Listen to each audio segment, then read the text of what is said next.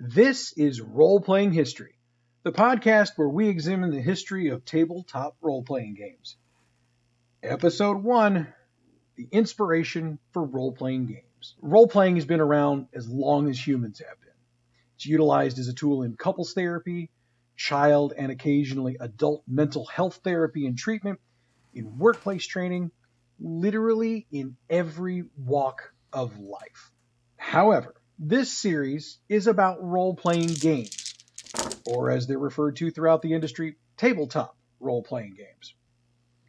Role-playing games, as we will be discussing them in this format, can draw their history from war games. No, not the movie War Games. Though if you're not old enough to get that reference, throw it into Google. Actually, pause this, throw it into Google, research it, and then come back and hit play. Done? Okay. We're talking about war games that are played on large maps, often with miniatures painted of the units. Now, war games have been around for a very, very long time. Seriously. Historians can trace the beginning of war games back nearly 2,500 years to the Chinese board game Go. By the way, 2,500 years is my definition of a very, very long time. But I hear what you're saying. Go isn't a war game. Really? Let's look at the object of the game. To surround or control more territory than your opponent. That's it.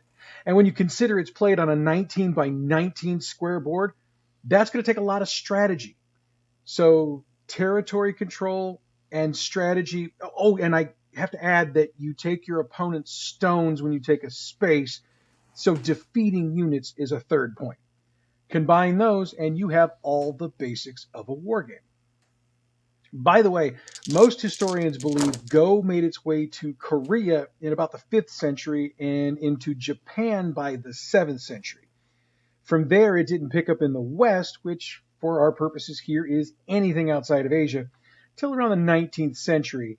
And even then, it was really mostly in Germany and Austria-Hungary, and then the rest of the world slowly caught on. Anyway, Go has been believed to be the first war game by nearly every historian who studies the subject. It should be noted, however, that despite the thorough reporting of Chinese history, we have no definite creator for the game, nor a definite reason why it was created.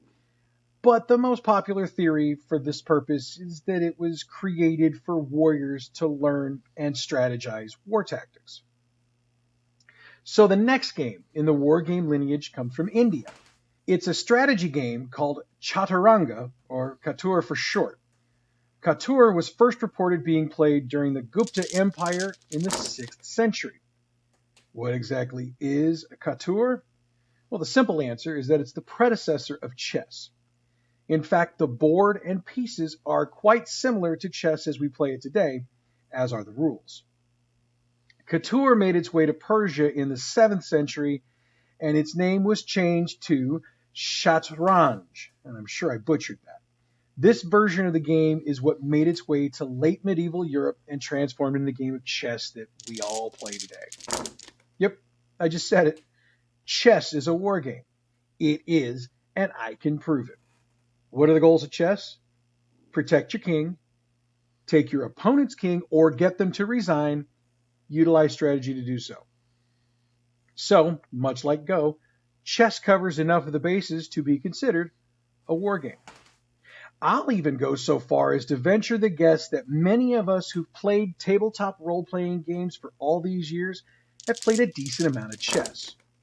Or Go. I'm not going to play favorites here. And by the way, I said for the record, I played chess. I never said anything about being worth a damn at it. All of that being said, when I and most gamers talk about wargaming, what we're referring to are maps, sometimes gridded, with miniatures of units that you move around, and a set of rules that help determine how attacks work, how you hit, and how you damage the other units. According to the Historical Miniatures Gaming Society, the first tabletop war game resembling what we're talking about here was invented by a fellow named Helwig, who was the master of pages to the Duke of Brunswick. In 1780, he created a gridded board with pieces that were groups of units instead of individual men or soldiers, and he created rules for the rate of movement of units. Now, as a quick aside, what rate of movement means is how fast each unit on the board can move. The idea is to understand the reality that light cavalry and heavy cavalry do not move at the same pace. Infantry is different as well, as are cannons, or if you're playing in a more modern game, tanks, Humvees, and those kinds of things. How rate of movement is expressed depends on the system. It can be feet or meters, or it can be squares, grids, or whatever shape a single space on the board is. Whatever that number is how fast your unit moves in one turn. What's a turn? That definitely depends on the system. And we'll get into that when we do some deep dive into role-playing games a little later on down the line. What I will say is that for war games, I've seen turns that represent a season, half a year, a whole year, sometimes longer. And that's game time, by the way, not actual time. So what Hellwig was trying to do, in essence, was bring a sense of reality to the gaming table. We'll hear that refrain a lot more as we go through the history of games. So through the rest of the 18th century, Hellwig's game was modified and adjusted, including terrain-accurate boards for some areas of Europe. But it's believed that this game was pretty much just for entertainment purposes. Various historians report that there were some who tried to implement the game for military training, but most militaries of the world at that time didn't see the benefit of using a game for real strategy. So, as we refer back to our friends at the Historical Miniatures Gaming Society, we're told that in 1811, a Prussian named Baron von Reiswitz and his son George Heinrich Rudolf Johann von Reiswitz created a new version of Hellwig's game, which was called Kriegspiel. And I'm sure I mispronounced that as well. The changes they made were a scale of 1 to 2373 with a sand table. Now, the younger von Weiswitz dropped the sand table for actual topographical maps. His version of the game was printed up after he had gotten the attention of those close to the Prussian Prince Wilhelm. In fact, the prince was the patron for this project. And yes, the thought of a patron is where Patreon got the name for their site, but that's a different podcast, totally different subject. Once printed, the game was sent to every unit of the Prussian military, and it was required usage for strategy and tactics. That success led to Helmuth von Moltke founding a war game club called the Kriegsspieler Verein, I know I didn't pronounce that right, in 1828. By 1837, von Moltke had become the Prussian chief of staff and continued to promote the game from his new position. What that did was lead to an increase in play around Prussia and some surrounding countries. In 1876, a new set of German rules were published, and this also led to an increase in the game's popularity. There's a side note here. The 1876 rule change took out die rolling and replaced it with an umpire, and it was the umpire's job to determine all of the results due to the umpire's experience, as these umpires were typically experienced military officers. Now, Matt Colville, who has an excellent YouTube channel on how to be a good game master, discusses this subject in one of his videos, and he noted that most of the umpires just guessed. He noted, and historians agree, the reason for this was that there just was such a large set of rules that were supposed to cover every possibility that the umpires just didn't read them or frankly care. And no matter how you feel about that, there was no question that by this point, these games were a solid part of Prussian military training. So what about the rest of the world? Well, the Franco-Prussian War spread the game around the world, as it was presumed the game was the reason that the less experienced, not as well-trained or supplied army of Prussia beat the French, which was considered to be one of the best armies in the world at the time. Now that is what I call one hell of a marketing tool. The game helped us win a frickin' war. I'll take 2 copies. It didn't take too long for English versions of Kriegspiel to come out. In fact, the first English translation showed up in Britain in 1872.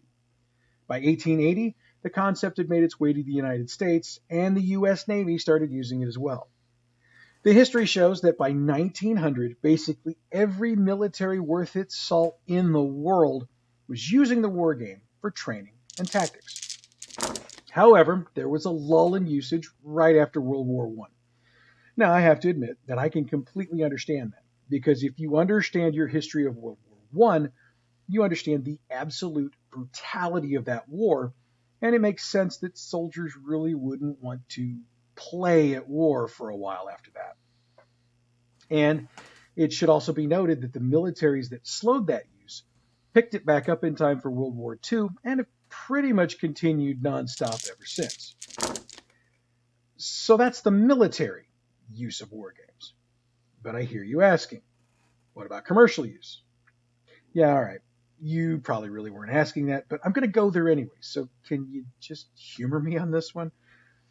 The person who gets credit for putting out the first commercial/non-military rules for wargaming might surprise you. H.G. Wells.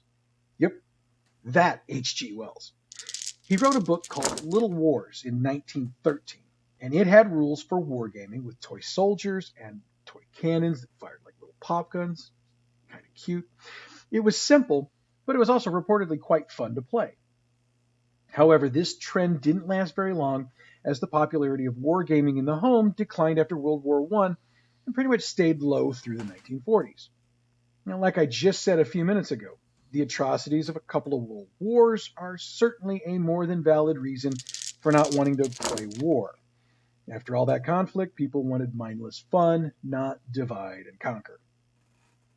So, let's fast forward to the state of California in 1955. Jack Scrubby was making miniatures for wargaming that were affordable and made of an inexpensive metal, so they were also pretty solid. Needless to say, those were both very important points at that time for wargamers.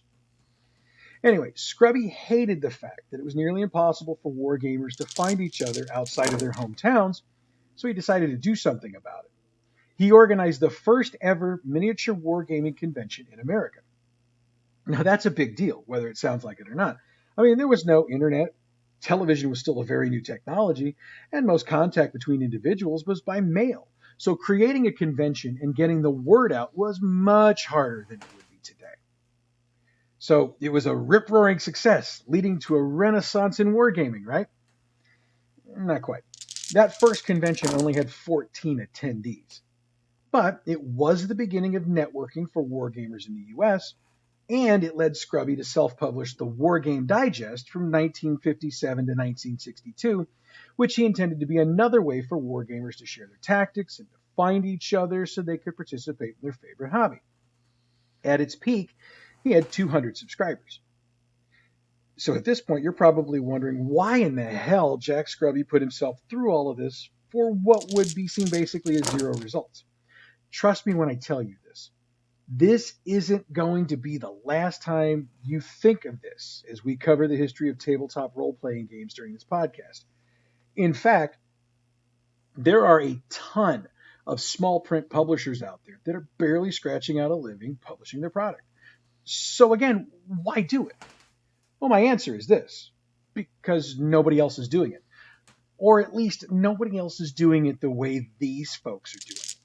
For the most part, that's going to be enough of an answer. If you've got the idea to put into practice and the stones to pull it off, I say go for it.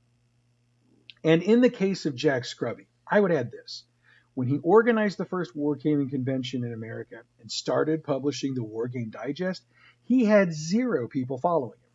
So 14 attendees at the convention and 200 subscriptions, that ain't all that bad. Plus, I would argue that you have to start somewhere, and Scrubby had the stones to start it. So getting back into our timeline, it should be noted here that Toy Booth published what is reported to be the first rule set for a miniature war game set in the medieval period in 1956. Now you're going to ask yourself, why is that important? because these rules have been noted as the inspiration for a fellow who published his own set of rules in 1971, which he named Chainmail. That's someone, Gary Gygax. Why does his name sound familiar? 3 words: Dungeons and Dragons.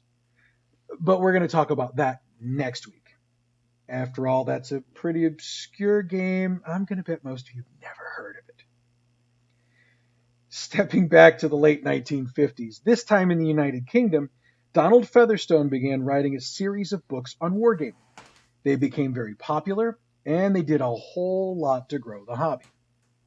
War Games was published in 1962, followed by Advanced War Games, Solo Wargaming, War Game Campaigns, and a bunch of other topics.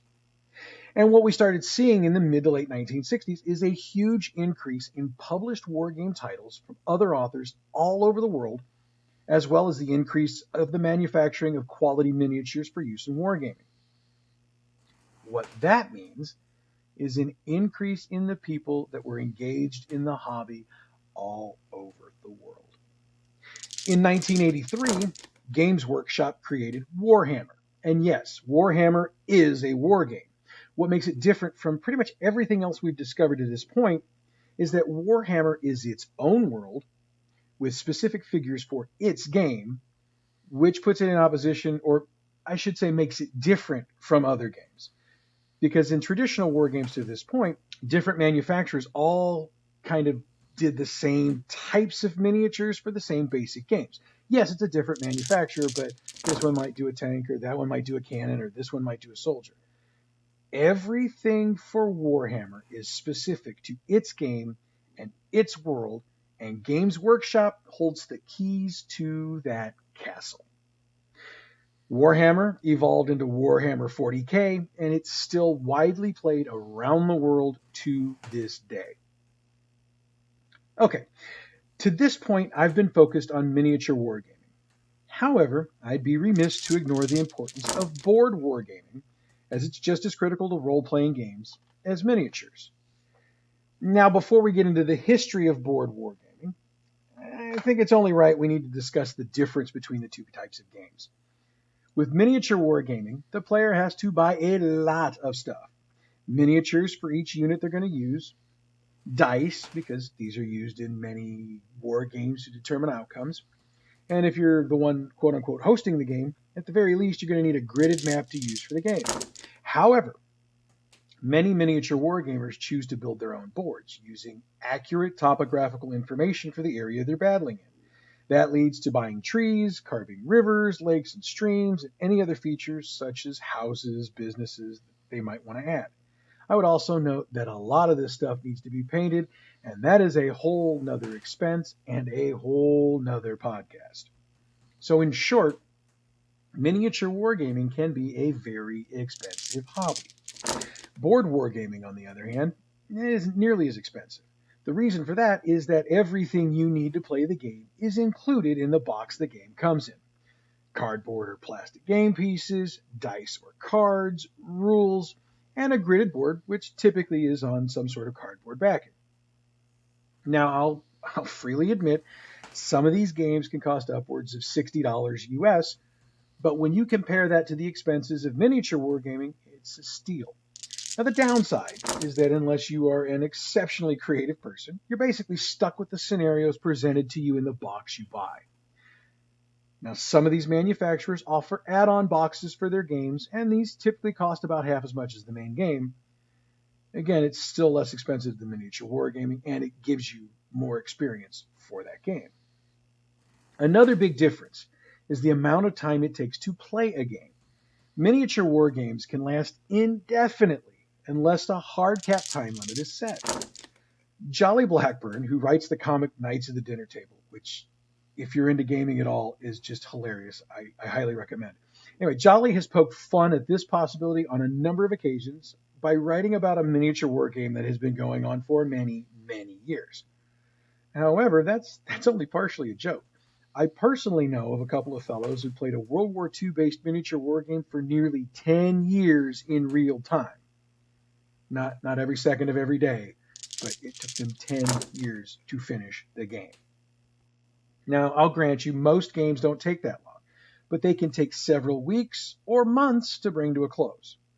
On the other hand, most board war games can be completed in a night, which makes them a better fit for family game night or the weekly gathering of friends for a game and beverage.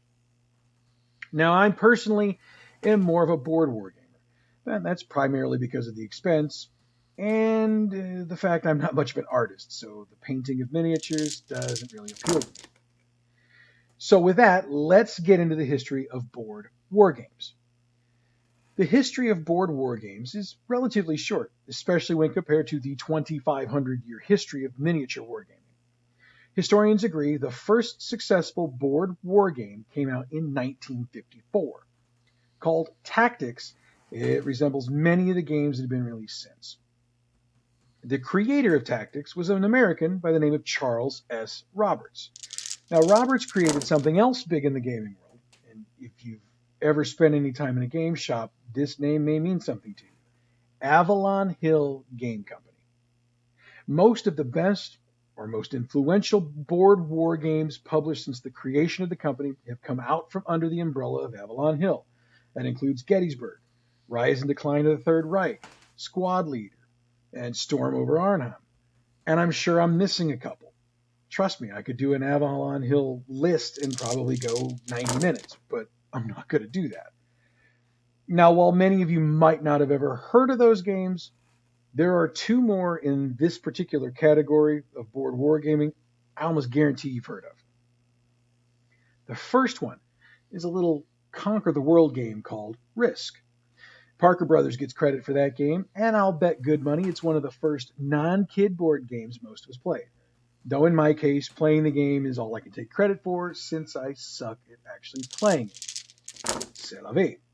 The other game I bet you've at least heard of is Axis and Allies, which was originally created by Nova Games but released by Milton Bradley. Again, this is a game that a lot of people who wouldn't necessarily consider themselves to be wargamers have probably played at least once. And I'd note both Risk and Axis and Allies have had multiple printings over the years and have had several alternate versions released as well. If you're interested in more information on these or any of the other games, check with your local game store. Now, first popular as both board and miniature wargaming were in the 1960s, 70s, 80s, and even into the early 90s, their popularity has really been on the decline for the past 30 years. Most historians believe one of the primary reasons for that decline is the computer. More specifically, the advanced processing and graphics of a computer, which make for a better solo experience, as well as a game that doesn't require as much of an output of money to play.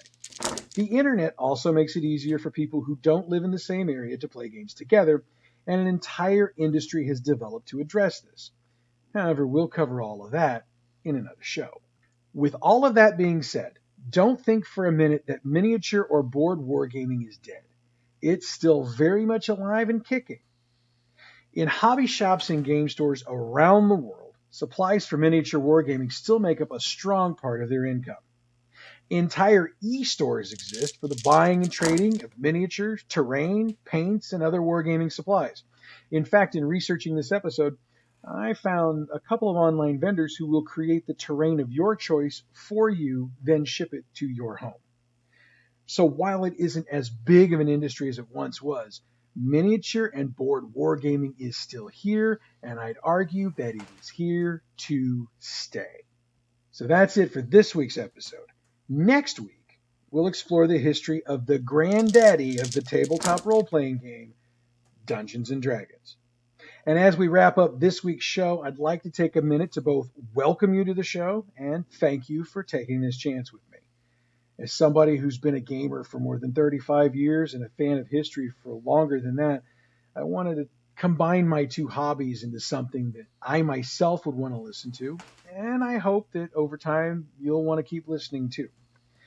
To give you an idea of what the plan is for this show, I intend to work my way through the timeline of tabletop role-playing games, stopping to discuss as many games in long form as I can along the way. This, by the way, is where you come in. If you've got a game you'd like me to research, you can email the show at roleplayinghistorypodcast@gmail.com. send me an email. I'll see what I can do to bring your request to the show. You can also email your thoughts about this episode, as this is as much your show as it is mine, and I want to keep you as entertained as I can. Also want to take a moment to shout out to the Historical Miniatures Gaming Society, Matt Colville, and Jolly Blackburn, all of whom I reference directly in this podcast. And by the way, I follow Matt Colville on YouTube. Punch it in. It's a great watch. Jolly Blackburn, I told you about his comic. Anyway, great stuff to check out. Also, a final shout out to my wife and daughter who are supporting me in this little dream of mine. I do love you both. Again, that's it for this week. Next week, we discuss the history of both the Dungeons and the Dragons right here on Role Playing History.